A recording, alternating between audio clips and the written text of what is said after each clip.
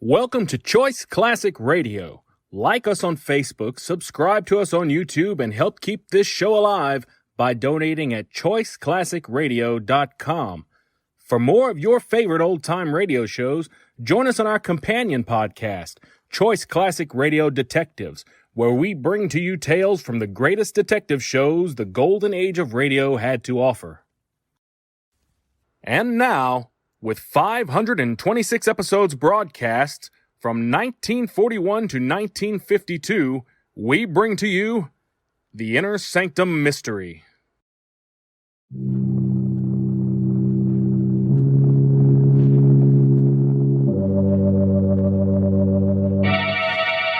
Lipton Tea and Lipton Soup present Inner Sanctum Mysteries.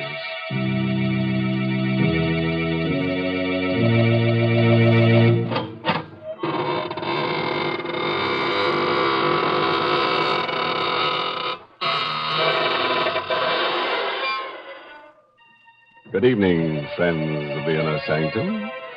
This is your host to welcome you through the squeaking door.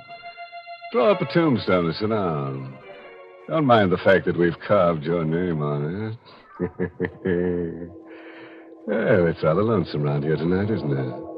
Yes, most of the folks who haunt the place are out tonight with their sleds.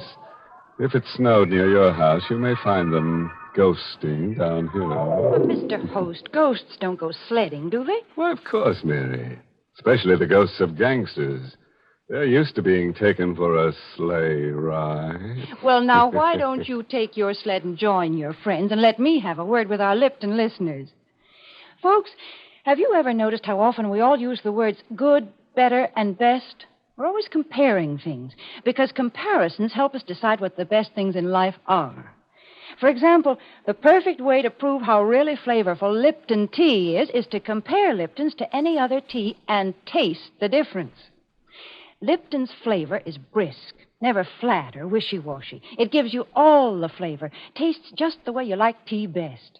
No other tea gives you more bright, mellow goodness, because that superb flavor of Lipton's is extra rich, extra satisfying.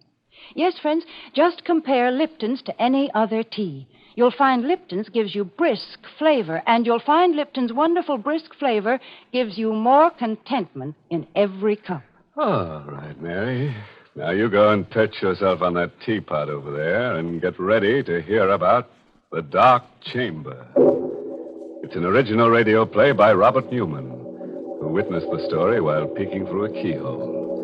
Yes, and our star tonight is Kenneth Lynch, who plays the role of Joe.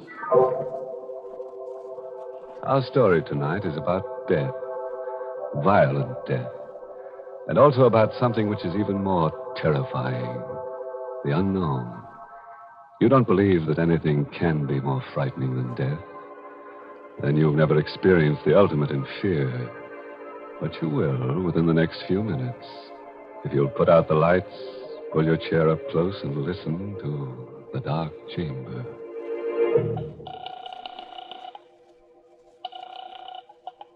Police headquarters, Ryan speaking. Hello, police. Listen, you've got to help me. You've got to. I don't know how you can, but my name is Watson, Joe Watson. I'm a driver for the Acme Sanitary Hand Laundry. Address?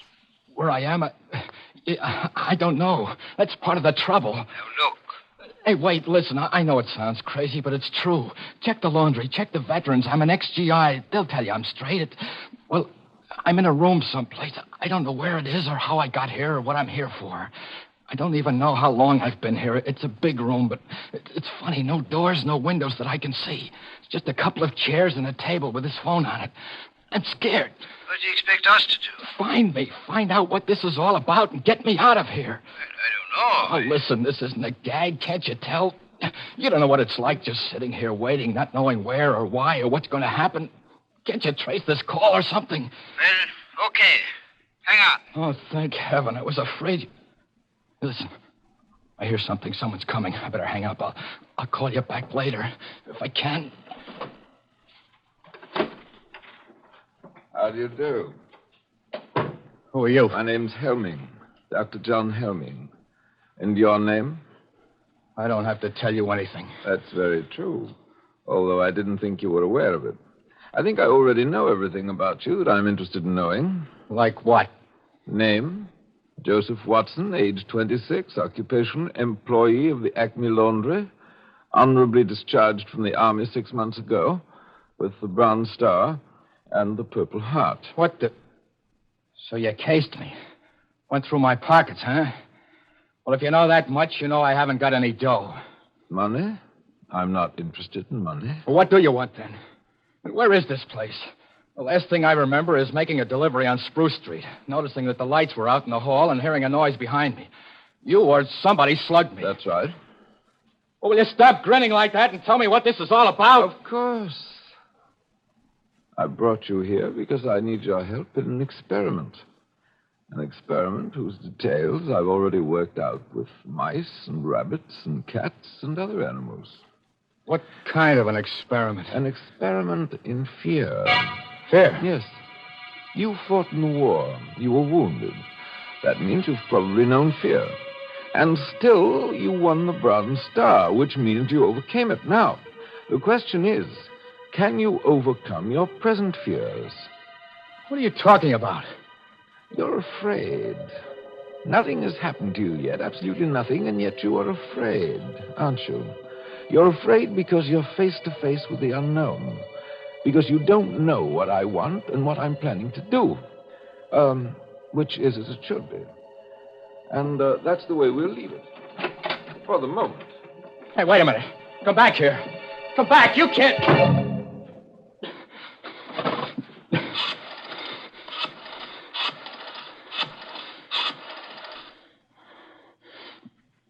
Hello, police.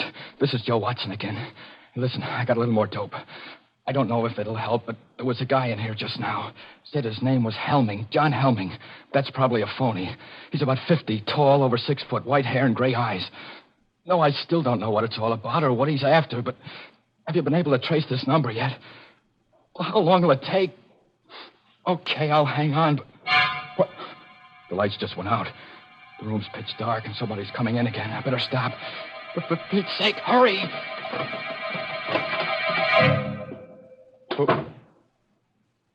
Who's that? Who just came in? Who are you? A girl. Keep away from me. Keep away, do you hear? Keep away. What's the angle now? Angle? Why did you bring me here? Wait a minute. You mean he put the snatch on you, too? When I was on my way home, chloroform or something. And the next thing I knew... Why are you pretending? You're in on it, too. You must be. It's a trap. It's a trap, all right. But I'm not in on it. I'm in it, along with you. My name is Watson. Joe Watson. I'm Betty Grant. You swear? I swear. What would I lie about it for? I wonder why he put you in here. Put us together. Who is he? What's he going to do? I don't know. He said something about an experiment. An experiment in fear, but... Hey, listen, we've got to get out of here somehow, some way. He might be listening. Very astute, my dear. Of course I'm listening. What the... Where are you? Right here in the dark. I've been here all the time. Why are you... No, Joe, don't. He must want you to go for him. He's probably got a gun. Right again, my dear. Not that I'll need it. This is stage 2 of the experiment. A new stimulus to action has been introduced. Man against the unknown has become man and woman against the unknown. Look, let's get down to brass tacks. Be sensible about this. Thank you, Joe. That's why I won't need my gun. This new stimulus has been negated by an increased sense of responsibility. Responsibility towards the girl, and therefore by increased fear. Blast you, gun or no gun, if I get my hands on you! Where are you? Where are you? Outside now, so you can relax. That was the final stimulus in this stage. Injured pride. The discovery that I could read your innermost thoughts and knew exactly what you were going to do. But you mustn't let that bother you. I already know everything you're going to do from now on. Till the end. Listen, you. Helming! Helming! He's gone. Joe. I know. Hold on, baby. Don't let it get you. There must be a way, some way. Do you suppose he's still listening? It's hard to say. But I'm going to take a chance. There's one thing he didn't figure on. A telephone. Here? Yes. If I can find it again in the dark. It was over on the... Here it is. I put through 2 calls already to the police. Told them what was happening and asked them to get me out of here. I had to hang up both times before they could trace the call and get this number, but this time... Hello. Hello, operator. What? No, this isn't the operator. You're on a busy wire. It doesn't matter. Thank heaven I got somebody. I've been trying for about 10 minutes now. Hey, look, get off the line, will you? I've got to get through to the police. It's terribly important. But you've got to help me. You've got to. My name's Ben Lazarian. I'm a prisoner someplace. I don't know where. You what? It's true. Strange house somewhere. A doctor who says his name is Helming. What? What are you laughing at? Joe, what is it? What is it? I haven't got headquarters. I've got a guy that... I'm sorry, Ben. It's no use. What do you mean? We're in the same boat you are. A girl named Betty Grant and myself. Helming's got us locked up, too. You too? Yeah. He said he knew everything we were thinking, everything we were going to do. I did get through to the police before, but I guess he caught wise. We're talking to each other over an inside line. Then... Yeah. We're through. No. Joe, don't say that. Don't even think it. Look, ask him exactly where he is. Just where are you, Ben? Do you know? It's hard to say. I was out cold when he brought me here. It's a kind of a hall, a passageway. Cement floor, ceiling, stone walls. There doesn't seem to be any door or opening or anything like that. That's what I thought here, too. But there must be one, or how would he have gotten you in there? Hey, listen, start looking. See if you can find it. That's true. I never thought of that. If I do find the door and it opens into where you are... That's right. 3 of us together. We'll surely be able to figure something out then. Hold on. I'll start pounding on the walls. You see if you hear anything. Go ahead. What's he doing? He's going to knock on the walls to see if he's anywhere near us.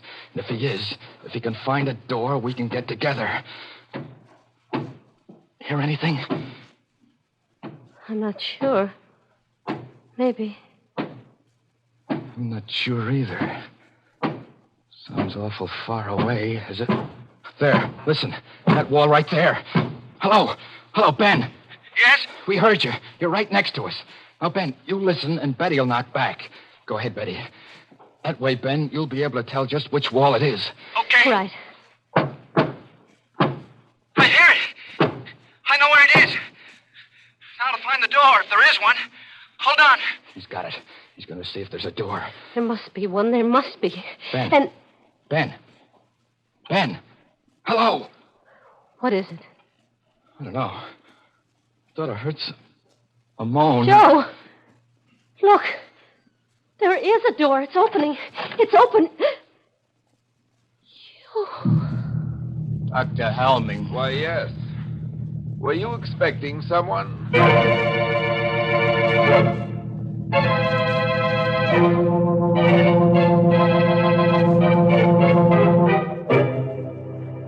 Well, now that you mention it, Doctor, there was someone we've been expecting and waiting for since we first heard about that cozy little place of yours. I think he's finally arrived. He's a tall, rather striking gentleman with a skull for a face, and his name is Death. Mr. Host, that Dr. Helming is insane. Brr, he gives me the chills. Oh, maybe it's just because it's so cold tonight, Mary. You know, it's getting so nippy these days that some of my friends are having fur collars put on their shrouds. Well, my friends are smarter. They know that the way to warm up in cold weather is with a hot cup of fragrant, delicious Lipton tea. A cup of tea in front of the fireplace just hits the spot these chilly days. But make it Lipton's, and your pleasure's complete. You brew up a pot of Lipton's, throw another log on the fire, and summer tiptoes right into the room. Let the wind blow and the snow pile up on the roof. There's all the magic of June in a cup of Lipton's. In its deep amber color, its tantalizing fragrance, and its rich, hearty flavor. And what flavor that is. Never wishy-washy. Always brisk and full and satisfying. Try it, folks. You can let winter do its worst when you've got Lipton's in your cup. That's right, Mary. But I think it's time now for something a little more cold-blooded, such as a cold-blooded murder. We're having a juicy one here tonight. Tale of gore galore, so let's see what's happening in the dark chamber. It's just a moment later now. Standing in the darkness of the strange room, Joe and Betty stare at the tall figure of Dr. Helming, silhouetted against the dim light from outside. I asked you whether you were expecting someone. Then it was just a trick. It was you on the phone all the time. Now, don't you think I'd know his voice? Where is he? Our friend, Mr. Lazare, right outside. What did you do to him? Answer me. What did you do to him? Don't you know? Sure, I know. You killed him. Did you kill him? Quite a state you've gotten yourself into. Why? Is it because you finally tried to do something about your predicament and failed? Or is it because you weren't sure whether I would kill or not, and because you still don't know? You're mad. Really mad. You'll be interested to know you have not done, nor will you do, one thing that I did not foresee. Every move you made, every emotion you felt, was charted, outlined, and... What's that? That, I think, is probably the police. The police? Yes. I know that you're very anxious to talk to them, and I'll see that you get a chance to. Soon.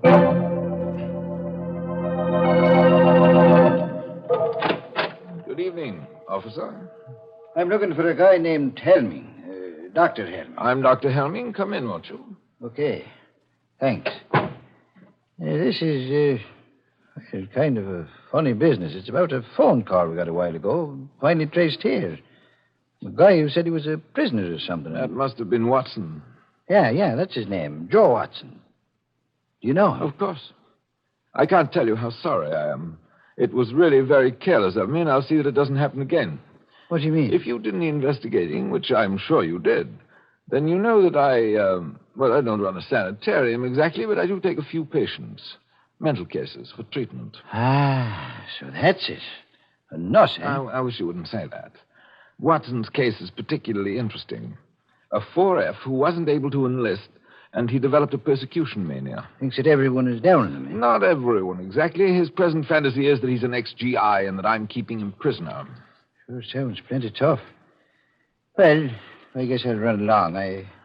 I'm sorry I bothered you. Don't you want to see them first, officer? Talk to them? There's no need of that, Doctor. We get calls from cranks every day. We always investigate a cause. But I insist. After all, you only have my word for it. There's just one thing I'd like to caution you about. Sure, I know. I'll play along. Humor them. Splendid.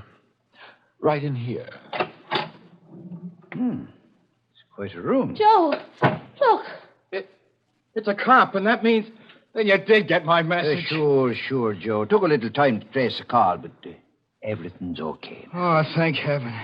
It was such a screwy story, I was afraid that... Hey, wait a minute. Then why is he standing there like that? Why haven't you got the bracelets on him? Dr. Helming? No need for any rough stuff. He said he'd come along quietly. What? You're lying. I don't know why, but there's something wrong here. Something... I know. You think we made the whole thing up. But we're crazy. No. It's true. He told you we were, and you believed him. Of course not. Look, I'm... Stop it, will you? Stop saying that. Well, if I could only prove it somehow, show you. I know. Lazari. Joe. Murder. That'll open your eyes. Somewhere in that wall is a door. Make him open it. Show you what's behind it. I think maybe I'd better be going, Doc. But there is a door there, officer. Just a second. I'll open it for you. Here we are. Joe. Body. It's gone. These doctors are always hiding the bodies. It turns up again later. Give us another ring, huh? Maybe I shouldn't have said that. Can I go out this way, Doc? Down to the end of the corridor, then to your right. I'm sorry I gave you all this trouble. Perfectly all right. Thank you for being so understanding. Quite all right. Goodbye. Goodbye, Doc. Well, children, Don't look that way, Joe. Don't. I know what you're thinking, and it's not true. We're not crazy. There was a body there. Of course. You hid it when you went out to let the cop in. And the telephone. You left that here purposely. Wanted me to use it. Get the police here. Obviously. I told you that this was to be an experiment in fear. What I didn't tell you was that, in a sense, I was one of the subjects, too. It was important for me to learn how I would function under pressure. And speaking objectively, I think I did rather well. Don't you? Why? Why are you doing all this? What are you after? There's no reason why I shouldn't tell you. If anyone truly understands the nature of fear, is able accurately to forecast the actions and reactions of an individual, then he can use fear as a weapon. Society will react as the individual reacts. You see, society doesn't want to believe that anything can menace it. Doesn't want to take action to protect itself any more than the individual does.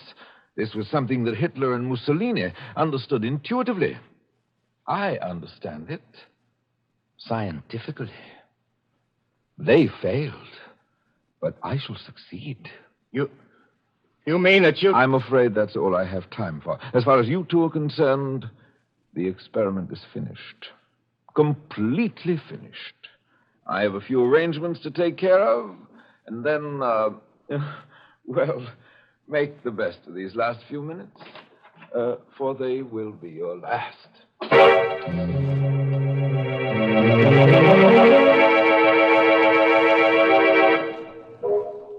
Joe, do you hear anything? Is he coming back? Not yet.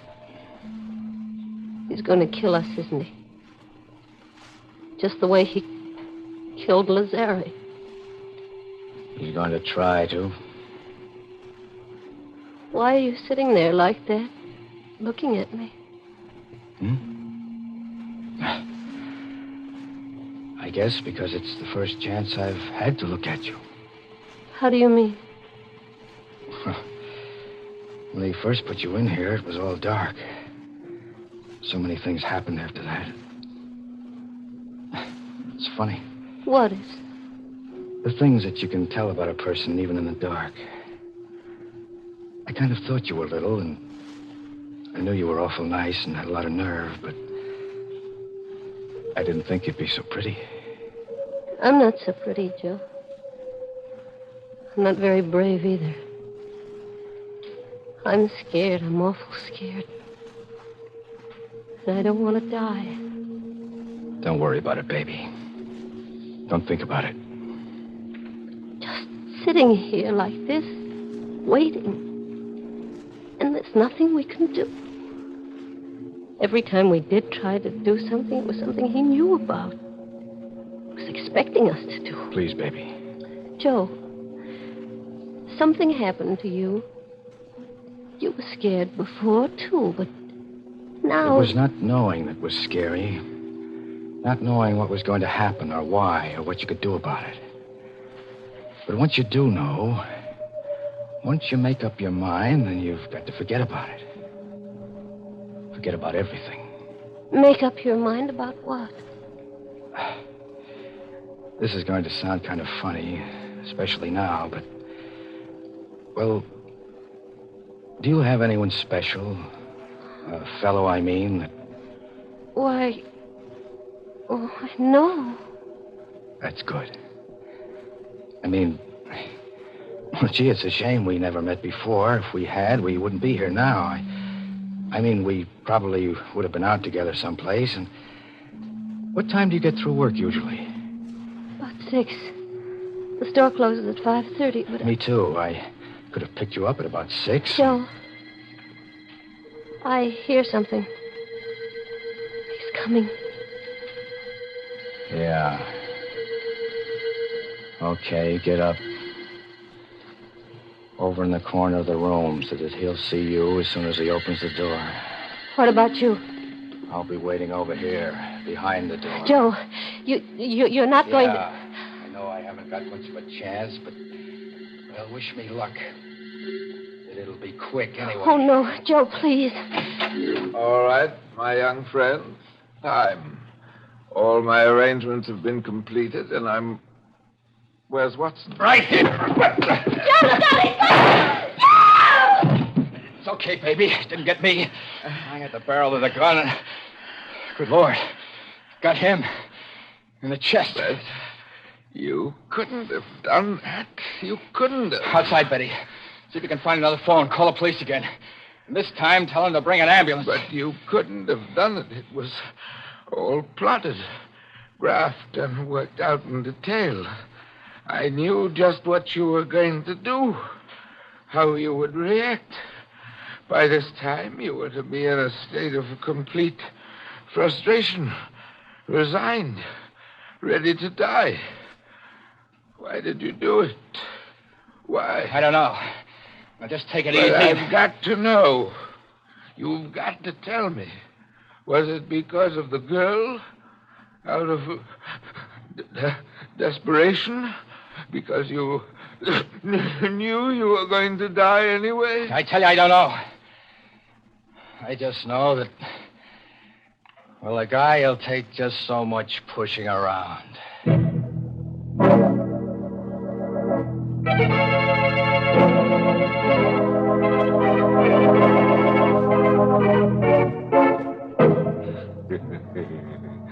Pushing around, eh?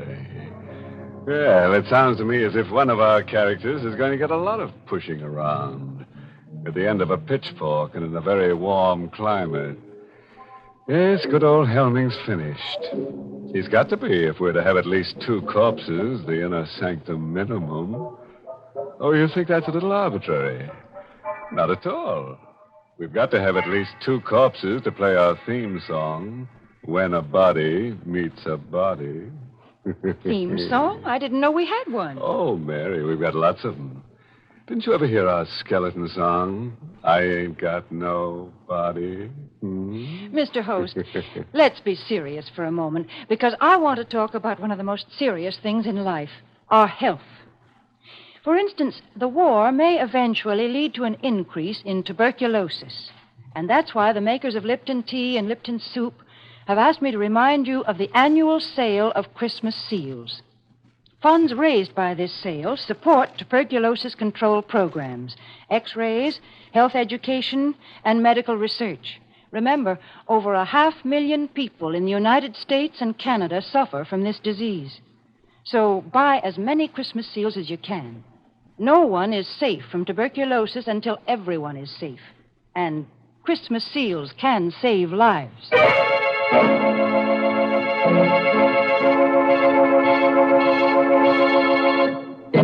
And now, friends, here's a word of wholesome advice. If you've had any murderous thoughts lately, give them up. It just doesn't pay. Well, I know a lady who killed off her husband, and, you know, it just ruined her marriage as he grew very cold to her. Oh, by the way, this month's Inner Sanctum mystery novel is The Fearful Passage by H.C. Branson. Yes, and next week's Inner Sanctum story, directed by Hyman Brown and brought to you by Lipton Tea and Lipton Soup. Next week's story is about a vampire. He's a very stingy fellow. That's when you go out with him, the drinks are always on you.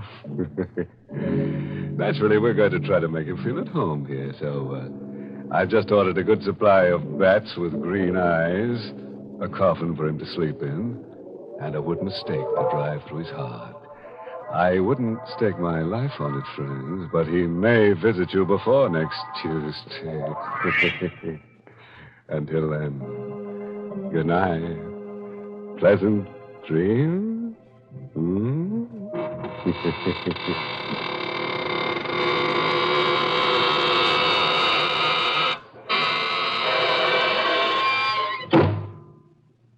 Easy to make and easy to take. That's Lipton's Noodle Soup, the perfect opening dish for your cold weather menus.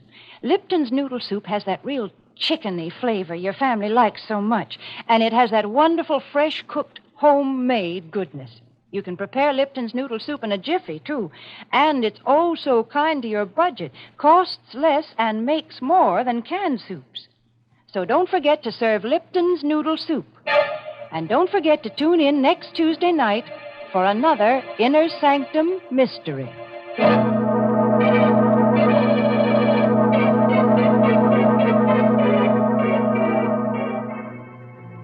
This is CBS, the Columbia Broadcasting System.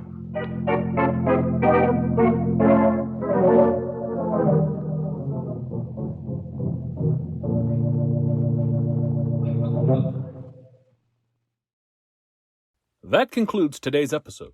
We'd like to thank you and remind you to donate at choiceclassicradio.com. Remember, your donations make episodes like this possible.